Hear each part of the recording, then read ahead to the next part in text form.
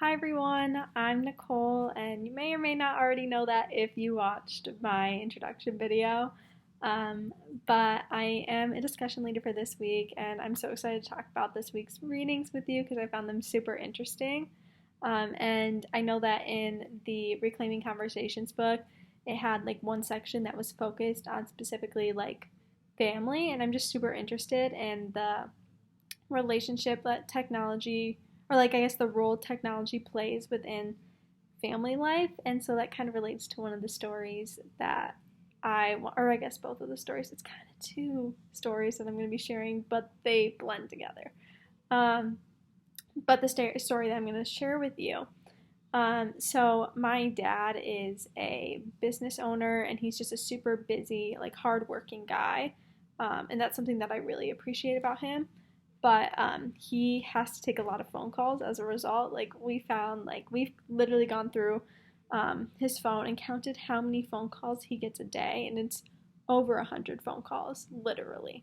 So he just feels like he's always on the phone. And I remember when I was younger, I got really upset because I was like, I'd be in the car with him and he'd have to take these business phone calls, which looking back is like totally understandable. But I expressed to him that like it upset me when he was always on the phone or something when I was in the car with him. And so I guess after I expressed that, he just kind of faded out of taking those phone calls while I was with him. And he'd be like, nope, Nicole's in the car with me. I'm not going to take a business call. I'm just going to be present with her. And I think that his choice to be present with me is something that was really honoring of our relationship and valuable to me. And in our book, we kind of had some examples where parents were super wrapped up in their devices that they were missing time with their kids and weren't giving the kids the attention that they desired. So then it makes sense why children ultimately wanted to be sucked into the screens all the time. And then, kind of a story that relates to that because it's about me and my dad as well. While I'm at school, I do this like daycare kind of thing at a church. Like during the church service, I'll watch the kids.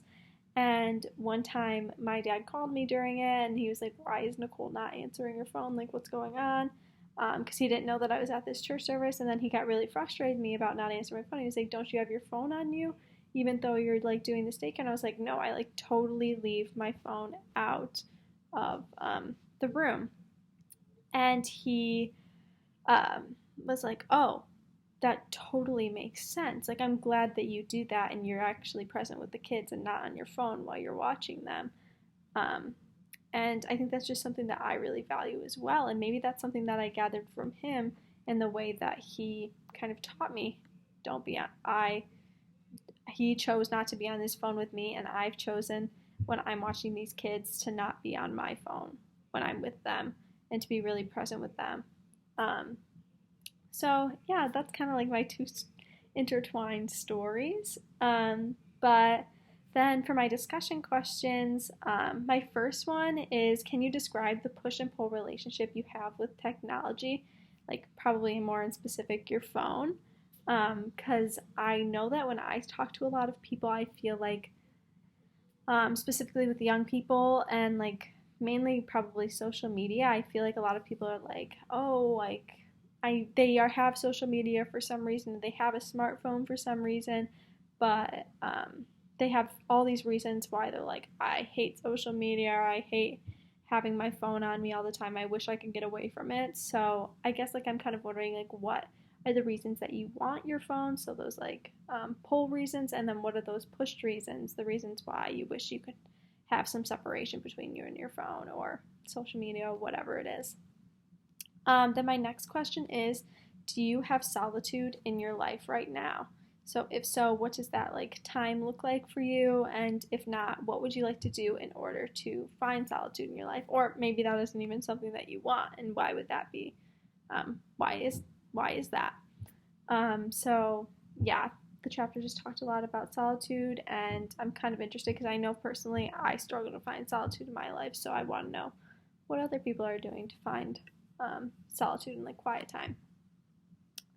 And then the third question that I have is kind of relating to how this chapter, or this portion of the book talked about FOMO for a moment, or like the fear of missing out.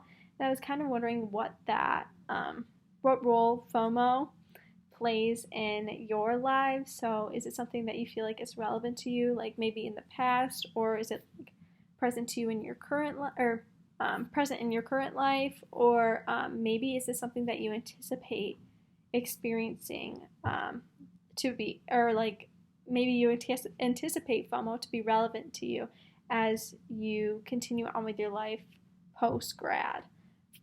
So, yeah, you can just share your thoughts on that. And those are all of my questions. Thanks for listening.